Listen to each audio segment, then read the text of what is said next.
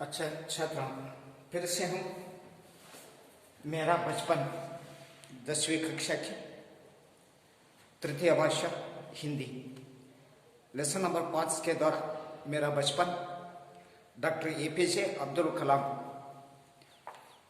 यही पाठ के लिए सभी छात्रों को वापस इस वीडियो के साथ स्वागत करता हूं। लेकिन पिछले ही अवधि में हम डॉक्टर एपीजे अब्दुल कलाम का उनका जो विचारों के बारे में और उनके व्यक्तित्व के बारे में यहाँ पर विचार समाप्त हो गई थी। लेकिन आज से फिर वही विषय लेकर अभी क्या है यही पाठ में विचार करेंगे।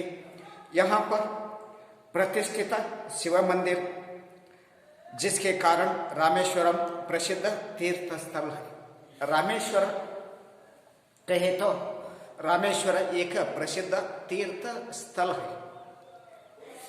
किसके लिए ये रामेश्वरम एक प्रसिद्ध तीर्थ स्थल हो गया? वहां पर प्रतिष्ठित एक शिवा मंदिर है। वहां पर क्या है? एक प्रतिष्ठित शिवा मंदिर है। वो प्रतिष्ठित शिव मंदिर रहने के लिए रामेश्वर को एक प्रसिद्ध तीर्थ स्थल जिस तरह हमें माने जा सकते हैं। का हमारा घर से 10 मिनट का पैदल रास्ता था। वो प्रसिद्ध तीर्थ स्थल है या शिव मंदिर प्रतिष्ठापना करने का एक स्थल है। वो स्थल डॉक्टर एपीजे अब्दुल कलाम का घर है। ये घर से वहां जाने के लिए 10 मिनट लगती है, वही पैदल से। पैदल कहे तो यहाँ पर नहीं युक्ता जो पैदल करते हुए डॉक्टर एपीजे अब्दुल कलाम के घर से जोड़कर पैदल चलने से 10 मिनट के बाद वो शिव मंदिर आ जा सकता है।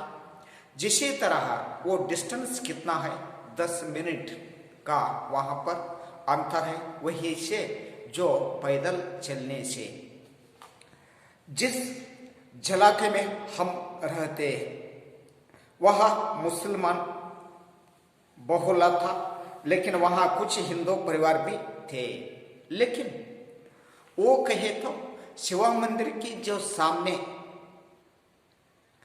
मुसलमान का जो बहुल्ला था, बहुल्ला का अर्थ क्या है? स्ट्रीट। बहुल्ला का अर्थ क्या हो सकता है? स्ट्रीट होता है बहुल्ला।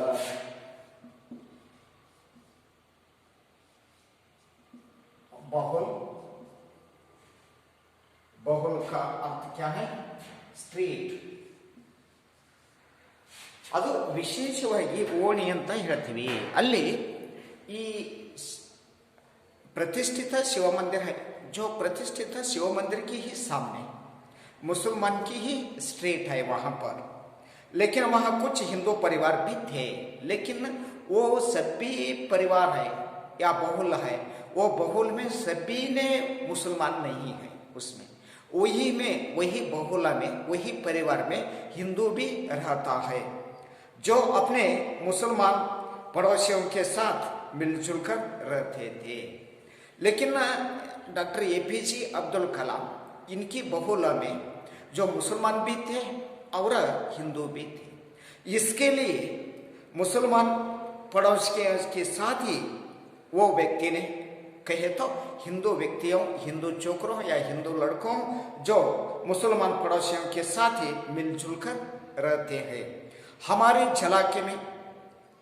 इलाके में एक बहुत में ही पुरानी मस्जिद थी, लेकिन वहां पर एक बहुला है, एक स्ट्रीट है। वो स्ट्रीट पर बहुत ही पुरानी से एक मस्जिद वहां पर है, जहां शाम को नमाज के लिए मेरे पिताजी मुझे अपने साथ ले जाते थे। वो मस्जिद है, वो मस्जिद में मुसलमानों ने नमाज पढ़ती है। इसके लिए मेरा पिता ने शाम के ही समय में नमाज करने के लिए हाथ पकड़कर वो मस्जिद को ले जाते थे। और रामेश्वरम मंदिर की सबसे बड़ी पुजारी पक्षी लक्ष्मण शास्त्री मेरे पिताजी के अभिन्न मित्र थे। लेकिन मेरा पिता की जो मित्र है वो मित्र का नाम क्या है? पक्षी लक्ष्मण शास्त्री। पक्षी लक्ष्मण शास्त्री कौन है? ये रामेश्वरम मंदिर है, शिव मंदिर, वो शिव मंदिर का पुजारी है। इसका तात्पर्य क्या हो गया है? शिव मंदिर का पुजारी पक्षी लक्ष्मण शास्त्री है। जो पक्षी लक्ष्मण शास्त्री ने मेरा पिता का एक बहुत अच्छा मित्र है। आध्यात्मिक मामलों पर चर्चा करते रहते हैं, लेकिन वही दोनों व्यक्तियों मिलजुल कर आपस में बैठकर ये आध्यात्मिक महलों है, आध्यात्मिक विचारों है, वो आध्यात्मिक महलों या मामले के बारे में या विचारों के बारे में जो चर्चा करती है। जब मैं प्रश्न पूछने लायक बड़ा हुआ तो मैंने पिताजी से नमाज की प्रासंगिक के बारे में पूछा। लेकिन एक दिन क्या हो गया, मेरा पिता को एक प्रश्न मैं पूछा था, वो प्रश्न किस तरह है, लेकिन यहां पर आप रोज नमाज पढ़ने के लिए जाती हूँ और जाता है, लेकिन यहां पर नमाज पढ़ने से क्या प्रॉफिट है या क्या लाभ है? जिस तरह वो प्रश्न डॉक्टर एपीजे के मन में उठा था, वही प्रश्न उनका पिता को डॉक्टर एपीजे अब्दुल कलाम ने प्रश्न किया। जब मैं प्रश्न पूछने लायक बड़ा हुआ तो मैंने पिताजी से कहा या पूछा, नमाज की प्रासंगिकता के बारे में पूछा, नमाज की प्रासंगिकता के बारे में। लेकिन नमाज की जो विषय है या प्रासंगिक है, वहां पर उसकी ही तरफ से प्रश्न पूछा। वे कहते, जब तुम नमाज पढ़ते हो तो तुम अपने शरीर से इतर ब्रह्मांड का एक हिस्सा बन जाते हो। नमाज पढ़ने के लिए क्या प्रॉफिट है या नमाज पढ़ने के लिए क्या लाभ है? जिस तरह प्रश्न पूछने के बाद डॉक्टर एपीजे अब्दुल कलाम का पिता है, वो पिता ने जो देती है या उत्तर दे सकता है, वो उत्तर इस तरह है, तुम नमाज पढ़ते हो तो तुम अपने शरीर में इतर ब्रह्मांड का एक हिस्सा बन जाते हो। लेकिन नमाज पढ़ने के लिए क्या प्रॉफिट है? जिस तरह प्रश्न, लेकिन वही प्रश्न का उत्तर क्या है?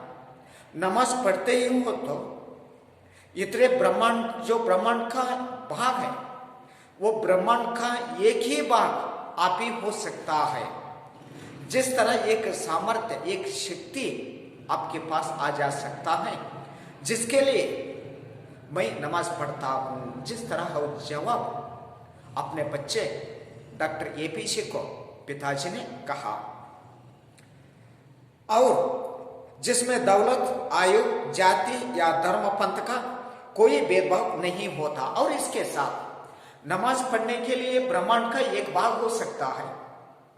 और इसके तरफ से यहां पर जिसमें दौलत या रिच पार्टी या अमीरों के बारे में या आयु के विचारों के साथ और जाति और धर्म पंथ कोई जो भेदभाव है, वो भेदभाव न रहता है। वो भेदभाव से पार आने के लिए, वो भेदभाव दूर निभाने के लिए मैं नमाज पढ़ता हूं। नमाज पढ़ने का प्रॉफिट ब्रह्मांड का एक भाग हो सकता है, और इसके साथ ही दौलत या भेदभाव या आयु या जाति या धर्मपंक्ति के बारे में जो विचार न आती है। मुझे याद है पिताजी की दिनचर्या में पढ़ने के पहले ही सुबह 4 बजे नमाज पढ़ने के साथ शुरू हो जाती थी। लेकिन हर रोज उनका काम था। वो काम किस तरह है मुझे याद है। डॉक्टर एपीजे अब्दुल कलाम ने कहता है, मुझे याद है पिताजी की दिनचर्या के पढ़ने के पहले ही सुबह 4 बजे नमाज पढ़ने के साथ शुरू हो जाती है। मेरा पिता के बारे में मैं आज बोल रहा हूं, या याद है कि मेरा पिता का जो दिनचर्या है, सुबह 4 बजे मुझे मेरा पिता उठते हैं। उठने के बाद मुंह धोकर नमाज पढ़ने की ही साथ उनका काम चलता है। हमारे नारियल के बाग आया करते, वो नमाज पढ़ने के बाद जो नारियल का बाग है, नारियल का बाग में आया करते हैं। बाग घर से करीब 4 मील दूर था। वो बाग, वो खेत, नारियल का खेत कितना दूर है?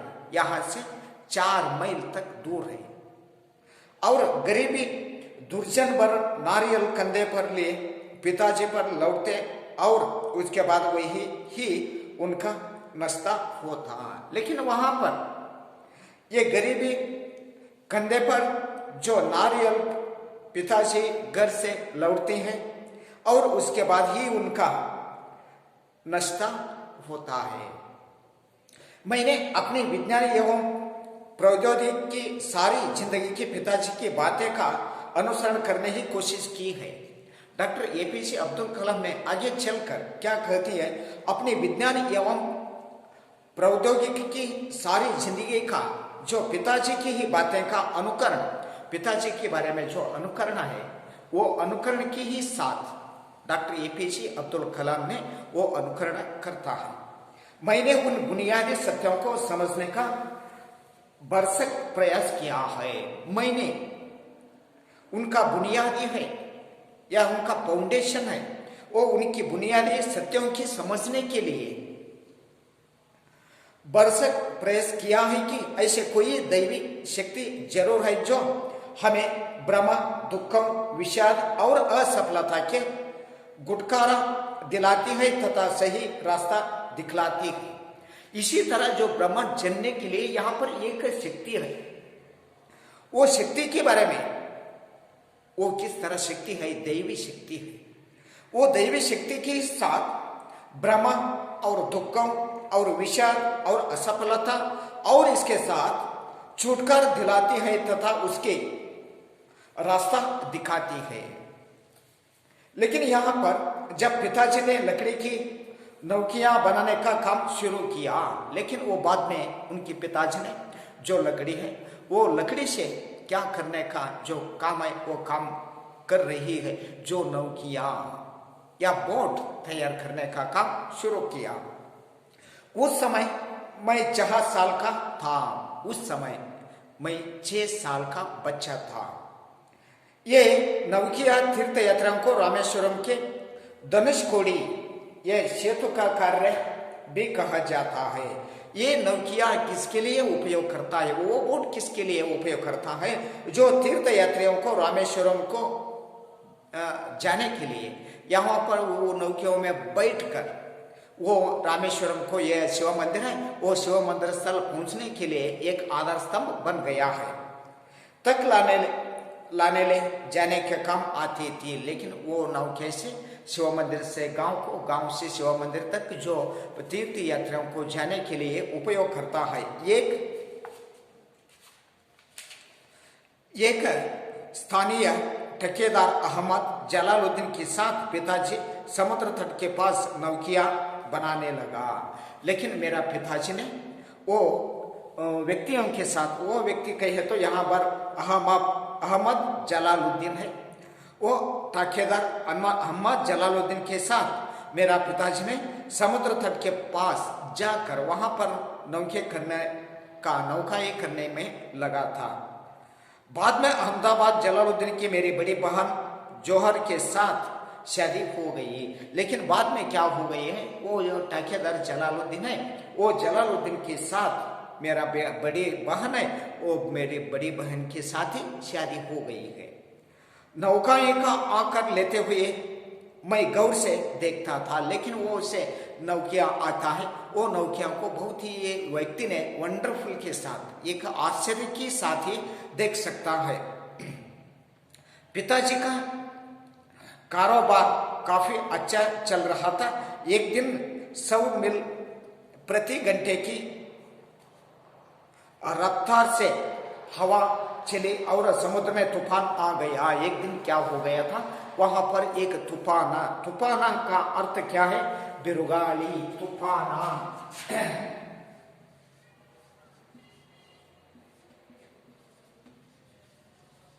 तूफान का अर्थ क्या है? वहां पर एक तूफान विंड आ गया था। एक दिन ऐसा घटना हो गई है, बहुत ही रभस के साथ, बहुत ही वेग से वहां पर एक तूफान आ गया। एक दिन 100 मील प्रति घंटे, 100 मील प्रति घंटे, एक घंटे का कितना मील? 100 मील प्रति घंटे की जो वेग से चलने का एक तूफान वहां पर आ गया था समुद्र में। तूफान में सेतुकार के कुछ लोग और हमारे नावें बह गई। लेकिन वही समय में वही का काम सेतु का कार्य कुल लोग और हमारे नावें में बह गई है वहां पर। उसमें पामबन पुली भी टूट गया। लेकिन उन कवानों में पामबन रहता है, वो पामबन क्या हो गया है? टूट गया। और यात्रियों में बड़ी ट्रेन दुर्घटनाग्रस्त हो गई थी। लेकिन उसमें कौन बैठी है? यात्रियों बैठी। वो यात्रियों को क्या हो गया? वहां पर एक ट्रेन दुर्घटना के साथ ही वहां पर एक दुर्घटना हो गया था। तब तक मैंने सिर्फ समुद्र की खूबसूरत को ही देखा था। लेकिन तब तक मैं क्या विचार कर रही? ये समुद्र का खूबसूरत है, वो खूबसूरत के बारे में मैं विचार कर रही थी।